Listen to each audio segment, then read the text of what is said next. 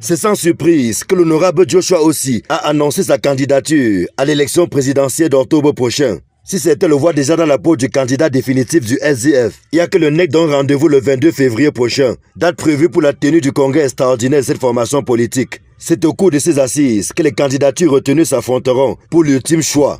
Alors il était très important de tenir ce NEC aujourd'hui pour faire le point où nous sommes sur le recrutement des volontaires, recrutement des agents électoraux et aussi sur la préparation du parti au niveau des circonscriptions électorales pour ces élections. Nous avions des lacunes en 2018. Nous voulons être présents dans tous les bureaux de vote du Cameroun et ceci doit être garanti.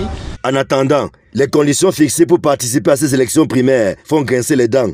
Dans une fourchette de départ comprise entre 25 et 100 millions de francs CFA. C'est finalement le montant de 50 millions qui a été retenu en guise de caution non remboursable. En attendant confirmation par les résolutions du NEC, d'aucuns y voient déjà un stratagème pour écarter de la course de potentiels challengers et ainsi baliser la voie en vue de l'émergence d'une seule candidature, à savoir celle du chairman Joshua Ossi. Ce d'autant que la caution pour faire acte de candidature à l'élection présidentielle est de 30 millions de francs CFA, largement inférieur à ce que demande le SDF. Et à ce candidat, le parti veut bien donner une plateforme existante.